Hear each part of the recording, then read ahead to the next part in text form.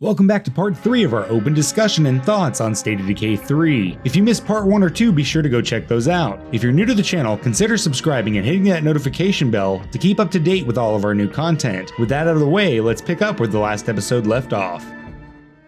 But I think it kind of gives an opportunity to have something kind of nifty where you have, you're a single survivor, you're on your own, you can choose to either link up with other people or you can choose to stay on your own. I think it should maybe push you, if that's the aspect. I think maybe that should push you a little bit to link up with somebody else, or to link up within a crowd, but it's like, you're not the leader, you know what I mean? And like that, I think that honestly, that in and of itself, that mode, or that could just be the entire narrative right there. But I'm just using that as an example to say, hey, that would be kind of cool if you had it, because we've never started out with a State of Decay video or a State of Decay game that is like that, where it's just you on your own, and then you're kind of seeing it from the other survivors aspect. It's kind of funny that you mentioned that, because there's an online kind of deal, like with 7 Days to Die, where people take on challenges. There's an online deal where people will basically kill off all their community members except one, and then just play like a single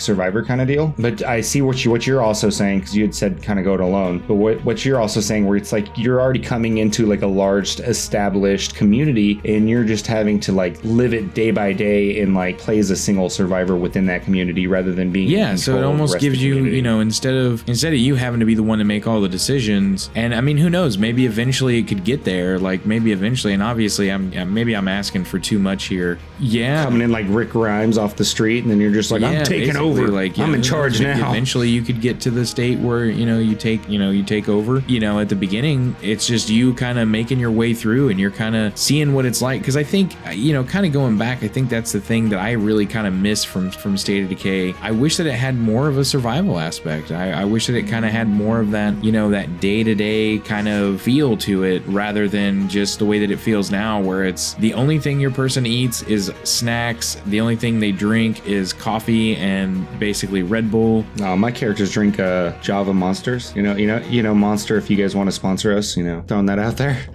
Yeah, there you go, Java Monster. Yeah, sponsor please. But it's just it's some of those things where there's so many different things that State of Decay 2 could have done better. And don't get me wrong, I will say that within the Heartland DLC, within some of the other stuff that they had done, you could definitely see that there was a big improvement, and they've been improving it. They're still continuing to improve it, but they've made this announcement for State of Decay 3. So now kind of everybody's got their speculation hats on. Everybody's kind of wondering, everybody's thinking about it, that is still a fan of the game. So I think they have a long way to go, but I definitely think that if they kind of think more about their actual fan base in this game, rather than just how can we implement this because it was asked of us, I think that it could definitely do really well. Yeah, I would agree. I mean, they have the opportunity, and obviously they're already working on something. So at this point, they've already got everything kind of established. If they're doing it, I would imagine if they're doing a trailer at this point, they've already got an idea and a direction that they're going on, but they still have the opportunity to take what State of Decay 2 did wrong and just kind of wipe the slate and take a few steps back. Do I think they need to improve on the community aspect? Absolutely. I feel like I've never been connected with any of my community members. If I've lost one, it's not, I haven't been upset that I've lost a community member for the member itself. I felt more upset that I've lost a community member because now I've lost a body and somebody that I can use to go out into the world and essentially just loot things. I've never been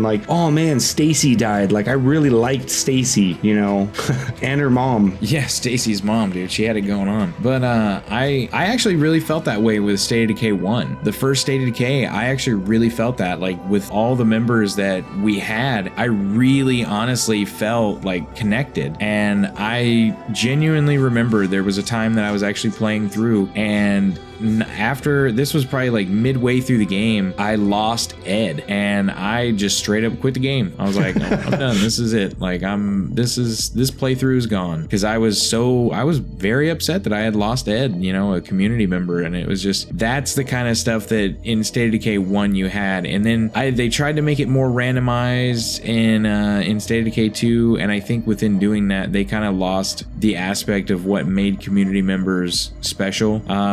just 2 seconds ago, though, whenever we were talking about what we're talking about, I had an idea for something else that maybe you could do. Is they have the neighbor aspect, and they have like, you know, this, that, and the other. And we've seen how in other survival, I'll say games, but other survival movies, TV shows, and stuff like that, you have one that is doing well in one resource and another that's not doing well in a resource. So, I mean, I think it would be kind of cool to kind of go back to that survival thing that I was talking about, to kind of, you know, bring that to light and maybe just show like, oh, well, you know, like your community actually does really well with medicine because you have a doctor on hand, but, you know, you have community B that does really well with, you know, mechanics because they have a mechanic on hand, you know. And I think that would be kind of cool. There's so much stuff that they could actually do. Now that I'm sitting here thinking about that, like now there's so much stuff that they could do. They could have it. Well, they kind of do that in State of Decay 2, where it's like, so they do have that actually, where it's like this group is proficient in medicine and this group is proficient in mechanics, but basically in doing business with them, it's not like, you know, with like the mechanics, it's not like, hey, let me come over here and drop off this vehicle, I'll pay you guys like this to fix it. It's you're working with them just so that way eventually you can take in one of their community members. Yeah, and that's kind of the thing that I'm talking about, is like, I think it would be cool to have that kind of like post-apocalyptic, you know, currency, basically, like, you know, a trade or resources, something like that. I think that would be kind of cool. And I think that for me would really make the neighbor system that they have a little bit more bearable. And then also make it randomized, like each time, like maybe you can't pick what you guys are proficient in, like based off of the character, and not just like what I'm talking about by picking what you're proficient in, but based off the characters. Because obviously, typically when you meet your first new character that you can pull into the community, 9 times out of 10 you're immediately going to pull them in because it's an extra body. So like if they did it well enough to where it's like, cool, the first person that you meet is a mechanic, then you're going to pull that mechanic in just to have that extra body. And it's like, cool, now you're going to be proficient in mechanics. Or like your next playthrough, like the first person you meet is a gun specialist. Like it's just random to where it's like, this is what you're going to be based off of who you meet. Yeah, so I think that would be a really cool aspect to the game. Absolutely. Again, I still want, and this is my biggest thing with State of Decay, I'm going to bring it back up, is a bigger focus on narrative. Overall, I feel like there needs to be a more narrative focus that's separated from the day-to-day parts of the game. And even within, like, as far as your community members go, I talked about, like, within the base itself, them doing more things and being able to, like, pick what they do rather than them just wandering around. But I want to see, like, more radio chatter, like when you're out and about and you're doing things. Like, I want to hear your community members talking, and I want to get to know them, and I want to get to know the neighbors a little bit more rather than just, like, running errands for them. Or even be able to be like, hey guys, like, it's nighttime, my character is like hurt, let me chill at your compound for the night. And they're like, oh, okay, like you've built up enough of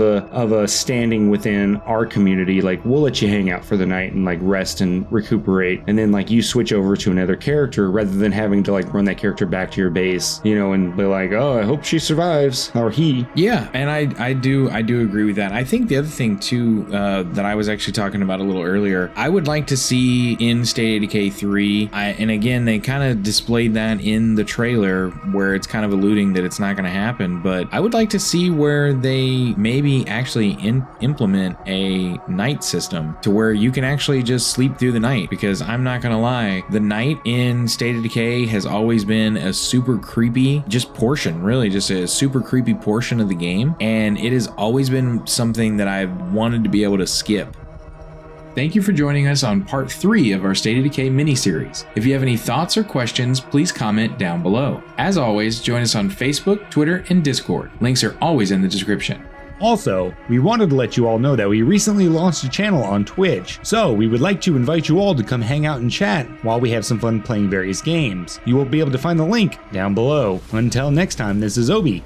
This is Sobi. Signing out. See you guys next time.